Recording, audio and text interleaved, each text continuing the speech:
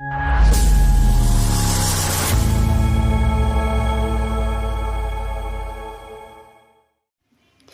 semua, kami dari kelompok 3 dan pada kesempatan kali ini kelompok kami akan menjelaskan tentang pengenalan bahasa Melayu dan juga bahasa Indonesia.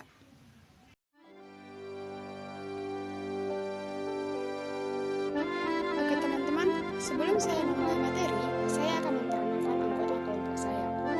Ada Dwi Ahmad Asidiki, Suci Atikasari, dan Selvira. Roxana Delubanterwan. Oke teman-teman, kita masuk ke pembahasan yang pertama, yaitu sejarah bahasa Melayu. 1. Asal-usul bahasa Melayu. Bahasa Melayu merupakan bahasa yang termasuk dalam keluarga bahasa Austronesia. Asal-usulnya dapat ditelusuri di wilayah Nusantara, khususnya di sekitar Semenanjung Malaya dan pulau-pulau sekitarnya. Bahasa ini telah ada sejak ribuan tahun yang lalu dan berkembang seiring dengan interaksi masyarakat di kawasan tersebut. Awalnya, bahasa Melayu digunakan oleh suku-suku asli yang mendiami daerah tersebut. Seiring dengan perkembangan perdagangan dan penyebaran agama Islam pada abad ke-7 dan 15, bahasa Melayu mulai menjadi lingua franca di wilayah Asia Tenggara. Pengaruh dari bahasa Arab, Sanskerta, dan bahasa-bahasa lokal lainnya turut memperkaya kosakata dan struktur bahasa Melayu. Pada abad yang ke-19, bahasa Melayu mulai dinormalisasi dan dijadikan sebagai bahasa pengantar dalam pendidikan dan administrasi, terutama di bawah pemerintahan kolonial. Saat ini, bahasa Melayu telah berkembang menjadi beberapa varian, termasuk bahasa Indonesia dan bahasa Malaysia, yang diakui sebagai bahasa resmi di masing-masing negara. Oke, yang kedua yaitu penyebaran bahasa Melayu di Nusantara. Yang pertama yaitu bahasa Melayu kuno, yaitu pada abad ke-7 hingga abad ke-14. Awal era umum melihat pengaruh peradaban India yang semakin besar di kepulauan tersebut, dengan penetrasi dan penyebaran kosakata Tamil kuno dan pengaruh agama-agama besar India seperti Hinduisme dan Buddhisme, bahasa berkembang menjadi bahasa Melayu kuno. Sistem bahasa Melayu kuno banyak dipengaruhi oleh kitab-kitab suci Sanskerta dalam hal fonem, morfem, kosakata, dan masih banyak lagi. Kemudian yang kedua yaitu bahasa Melayu klasik abad ke-14 hingga ke-18. Periode bahasa Melayu klasik dimulai ketika Islam memperoleh pijakannya di wilayah tersebut dan peningkatan statusnya menjadi agama negara. Sebagai hasil dari Islamisasi dan pertumbuhan perdagangan dengan dunia Muslim, era ini menyaksikan penetrasi kosakata bahasa Arab dan Persia serta integrasi budaya-budaya Islam utama dengan budaya Melayu lokal. Contoh-contoh paling awal dari leksikon bahasa Arab yang dimasukkan dalam bahasa Melayu praklasik yang ditulis dalam bahasa Kawi ditemukan dalam Prasasti Myetujo yang bertarik 1380 Masehi dari Aceh di Sumatera. Yang ketiga yaitu bahasa Melayu pramodern abad ke-19. Abad ke-19 adalah periode dominasi politik dan komersial barat, dan di mana ada perjanjian Inggris pada tahun 1824. Para penjajah Belanda dan Inggris menyadari pentingnya memahami bahasa budaya lokal, khususnya Melayu, dan mereka mulai mendirikan berbagai pusat studi linguistik, sastra, dan budaya di universitas-universitas seperti Leiden dan London. Yang keempat yaitu bahasa Melayu modern abad ke-20 hingga sekarang. Berkembangnya sastra Melayu pramodern pada abad ke-19 menyebabkan munculnya gerakan intelektual di kalangan penduduk setempat dan munculnya komunitas baru ahli bahasa Melayu. Apresiasi terhadap bahasa tersebut tumbuh dan berbagai upaya dilakukan oleh masyarakat untuk lebih meningkatkan penggunaan bahasa Melayu serta meningkatkan kemampuannya dalam menghadapi era modern dan penuh tantangan. Kemudian yang ketiga yaitu peran perdagangan dalam perkembangan bahasa Melayu. Yang pertama yaitu lingua franca. Sejak abad ke-7, bahasa Melayu telah berfungsi sebagai lingua franca di kawasan maritim Asia Tenggara. Para pedagang dari berbagai suku dan negara seperti Tiongkok, India, Arab, dan Eropa menggunakan bahasa Melayu untuk berkomunikasi di pelabuhan-pelabuhan utama seperti Malaka, Palembang, dan Banjarmasin. Yang kedua yaitu interaksi budaya. Proses perdagangan ini tidak hanya melibatkan transaksi barang, tetapi juga pertukaran budaya dan ide. Melalui interaksi ini, bahasa Melayu mendapatkan pengaruh dari berbagai bahasa dan budaya dan memperkaya kosakata dan struktur bahasa. Yang ketiga yaitu dokumentasi perdagangan. Banyak dokumen perdagangan, surat-surat, dan catatan yang ditulis dalam bahasa Melayu yang tidak hanya dapat memfasilitasi transaksi, tapi juga berfungsi sebagai catatan sejarah. Yang keempat yaitu pendidikan dan penyebaran pengetahuan. Dengan berkembangnya perdagangan muncul juga pusat-pusat pendidikan yang menggunakan bahasa Melayu sebagai bahasa pengantar. Hal ini membantu meningkatkan literasi dan pemahaman bahasa di kalangan masyarakat yang pada gilirannya memperkuat posisi sebagai bahasa yang penting di Nusantara. Kemudian yang bahasan keempat yaitu pengaruh kerajaan-kerajaan Melayu. Yang pertama yaitu satu, status resmi. Kerajaan-kerajaan Melayu menjadikan bahasa Melayu sebagai bahasa resmi dalam administrasi dan pemerintahan. Hal ini meningkatkan status bahasa Melayu dan mendorong masyarakat untuk menggunakan bahasa ini dalam konteks formal.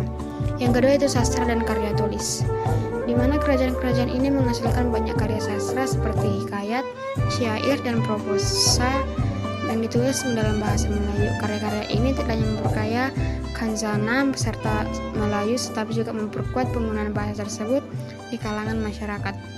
Yang ketiga yaitu penyebaran melalui agama. Penyebaran agama Islam di wilayah Melayu, terutama melalui kerajaan-kerajaan seperti Malaka, juga berkontribusi dalam perkembangan bahasa Melayu. Banyak teks keagamaan seperti kitab-kitab tafsir dan hadis diterjemahkan dalam bahasa Melayu sehingga meningkatkan penggunaan di kalangan masyarakat Muslim. Yang terakhir yaitu politik dan diplomasi. Kerajaan-kerajaan Melayu sering terlibat dalam hubungan diplomatik dengan negara-negara lain. Bahasa Melayu digunakan sebagai alat komunikasi dalam negosiasi dan perjanjian, yang semakin memperkuat posisi sebagai bahasa penting di kawasan tersebut. Oke teman-teman, kita masuk ke pembahasan yang kedua yaitu proses transformasi. 1. Masa penjajahan dan pengaruhnya.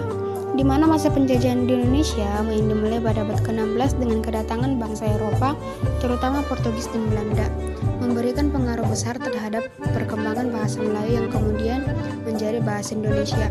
Bahasa Melayu telah lama digunakan sebagai lingua franca di wilayah Nusantara, berfungsi sebagai alat komunikasi di antara berbagai suku dan etnis. Selama masa penjajahan, bahasa Melayu diadopsi dan diperkaya dengan kosakata dari bahasa Belanda, Portugis, dan Arab. Penggunaan bahasa Melayu dalam administrasi kolonial Belanda juga membantu memperluas jangkauan dan pengaruh bahasa ini. Kemudian yang kedua yaitu pada Sumpah Pemuda 1928. Sumpah Pemuda merupakan momen penting dalam sejarah perjuangan kemerdekaan Indonesia. Salah satu butir dalam Sumpah Pemuda adalah pengakuan terhadap satu bangsa yaitu bahasa Indonesia sebagai pemersatu bangsa. Sumpah ini menandai bahwa awal dalam mengembangkan bahasa Melayu menjadi bahasa Indonesia yang lebih formal dan terstruktur. Penggunaan bahasa Indonesia sebagai bahasa nasional diharapkan dapat menyatukan berbagai suku dan etnis di Indonesia. Yang ketiga yaitu Kongres Bahasa Indonesia. Kongres Bahasa Indonesia yang pertama didirikan pada tahun 1938 di Solo menjadi forum penting untuk membahas perkembangan bahasa Indonesia. Kongres ini dihadiri oleh berbagai kalangan termasuk sastrawan, akademis, dan tokoh masyarakat yang berdiskusi tentang cara memperkaya dan mempromosikan bahasa Indonesia. Hasil dari kongres ini termasuk penyusunan pedoman dan kaidah-kaidah bahasa yang lebih baku, serta pemantauan posisi bahasa Indonesia dalam pendidikan, media, dan pemerintahan.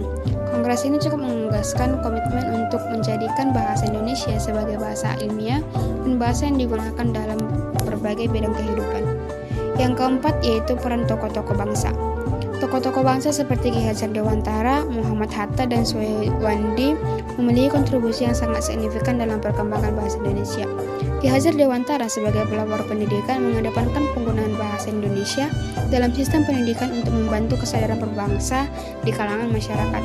Muhammad Hatta dan tokoh lainnya berperan dalam perumusan kebijakan bahasa yang mendukung penggunaan bahasa Indonesia sebagai bahasa resmi negara. Melalui pemikiran dan tindakan mereka, bahasa Indonesia semakin diperkuat dan diakui sebagai simbol identitas nasional. Nah, selanjutnya kita akan membahas perkembangan bahasa Indonesia. Bahasa Indonesia mengalami 4 kali perkembangan. Yang pertama yaitu ejaan Van Ophuijsen pada tahun 1901 sampai 1947.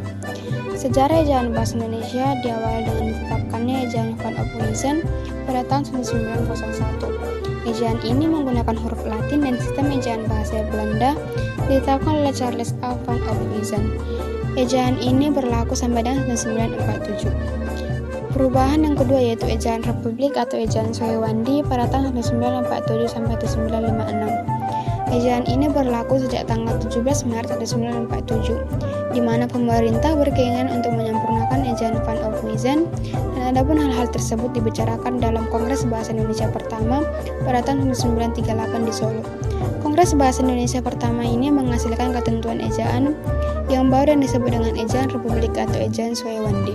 Yang ketiga yaitu Peejaan Bahasa Indonesia yang disempurnakan atau EYD pada tahun 1975 dan sampai 2015. Ejaan Bahasa Indonesia yang disempurnakan berlaku sejak 23 Mei 1975 hingga 2015 pada masa Menteri Masyuri Saleh. Ejaan ini menggantikan Ejaan Swayawandi yang berlaku sebelumnya. Ejaan Bahasa Indonesia yang disempurnakan ini mengalami 2 kali perbaikan, yaitu pada tahun 1987 dan 2009. Kemudian yang keempat yaitu Pedoman Umum Ejaan Bahasa Indonesia, yaitu pada tahun 2015 hingga sekarang, di mana pemerintah terus mengupayakan pembenahan terhadap Ejaan Bahasa Indonesia melalui Badan Perkembangan dan Pembinaan Bahasa Indonesia. Pasalnya, pemerintah meyakini bahwa ejaan merupakan salah satu aspek penting dalam pemakaian bahasa Indonesia yang benar. Ejaan Bahasa Indonesia diresmikan pada 2015 di masa pemerintahan Joko Widodo dan Anies Baswedan sebagai Menteri Pendidikan dan Kebudayaan Republik Indonesia. Oke teman-teman, yang selanjutnya kita akan masuk ke dalam perbandingan bahasa. Yang pertama itu contoh kata-kata Melayu versus Indonesia. Bahasa Melayu dan bahasa Indonesia memiliki banyak kesamaan, tetapi juga terdapat perbedaan dalam kosakata. Contoh perbedaan kata antara kedua bahasa ini adalah: 1. Pada bahasa Melayu menggunakan kata kereta, sedangkan di Indonesia menggunakan kata mobil. Contoh yang kedua yaitu pada bahasa Melayu menggunakan kata buku, Indonesia juga menggunakan kata buku. Sama-sama menggunakan kata buku, tetapi dalam konteks penggunaannya bisa saja berbeda. Contoh yang ketiga yaitu bahasa Melayu menggunakan kata makan, Indonesia juga menggunakan kata makan. Sama, tetapi bisa saja berbeda dalam penggunaan frasa. Yang kedua yaitu pengaruh bahasa asing. Baik bahasa Melayu maupun bahasa Indonesia telah dipengaruhi oleh berbagai bahasa asing. Bahasa Indonesia misalnya banyak dipengaruhi dalam bahasa Belanda, Inggris, Portugis karena sejarah kolonialisme. Kata-kata seperti kantor berasal dari kata Belanda. Itu adalah sebagai contoh pengaruh tersebut. Yang ketiga, perbedaan dengan bahasa Melayu Malaysia. Meskipun bahasa Melayu di Indonesia dan Malaysia memiliki akar yang sama, terdapat perbedaan dalam penggunaan bahasa sehari-hari, kosakata, dan tata bahasa.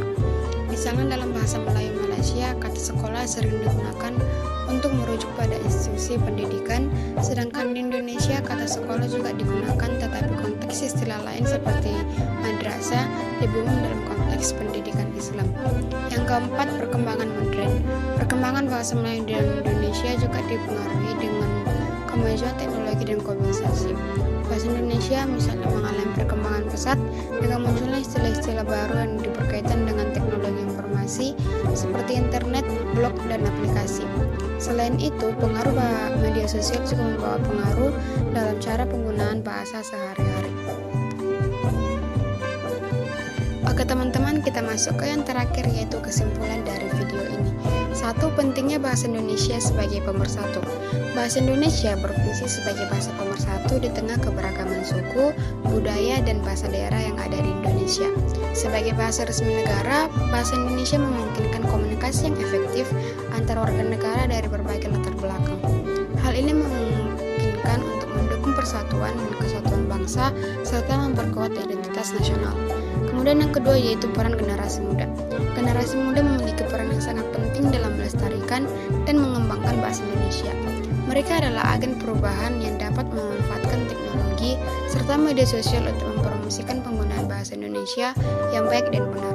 Selain itu, generasi muda juga dapat berinovasi dengan menciptakan konten-konten kreatif dalam bahasa Indonesia sehingga bahasa ini tetap relevan dan menarik bagi kalangan muda.